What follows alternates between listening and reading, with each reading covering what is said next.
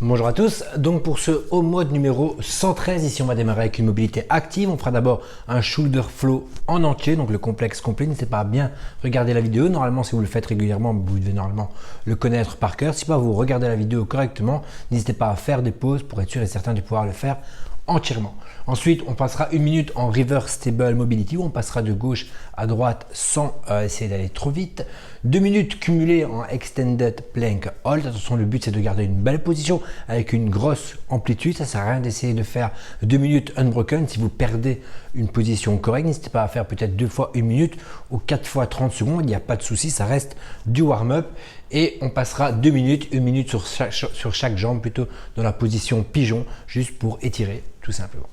Alors la session de force, on commencera d'abord avec du strict dips. N'hésitez pas à placer correctement votre matériel pour être sûr de le faire correctement. Si vous n'avez jamais fait, regardez la vidéo. Il y a plusieurs versions de dips possibles et réalisables à la maison avec peu de matériel. Plusieurs versions scalées aussi. Si vous n'êtes pas capable d'en faire, on gardera un volume de 10 répétitions en dips, donc regardez ce que vous êtes capable de faire. Néanmoins, si vous êtes capable de faire quelques dips, faites-les et directement passez sur une version plus facile. Par exemple, vous pouvez faire 3 ou 4 strict dips et le reste en box dip. C'est un petit peu à vous de voir ce que vous êtes capable de faire pour pouvoir faire au total 10 répétitions. On fait donc un 4 x 10 avec 90 secondes de pause entre chaque série. Si pour vous c'est trop facile, soit vous vous lestez, soit vous rajoutez un tempo dans l'exercice pour être sûr et certain de pouvoir rendre ça plus compliqué, mais toujours en étant capable de faire vos 10 répétitions.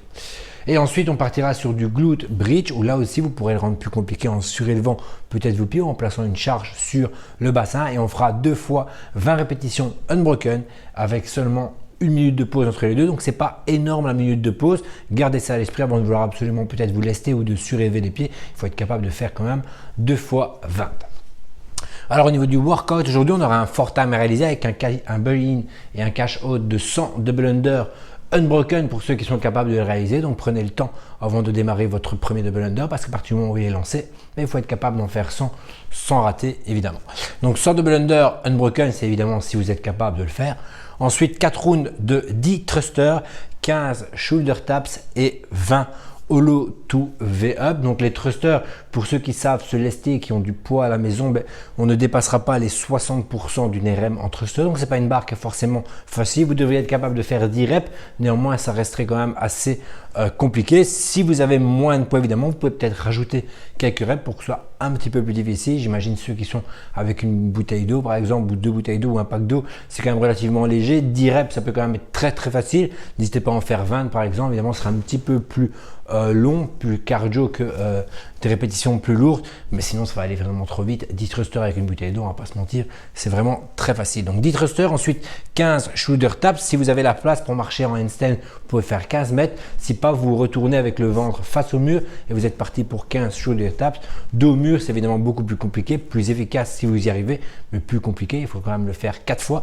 Donc 15 shoulder taps et ensuite 20 hollow to V-up, une position hollow à une position V-up. C'est à vous de faire ça. Si vous êtes à l'aise avec le mouvement, pas de souci. Si vous l'êtes un peu moins, vous pouvez faire du hollow to tuck up. Si vous possédez une barre, évidemment, ce sera des toes to bar à réaliser par 20, bien sûr.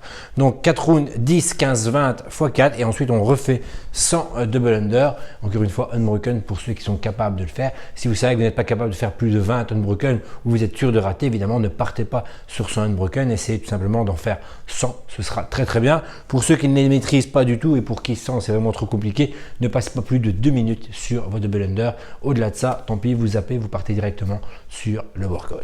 Et nous, on se reverra lundi pour le workout numéro 114.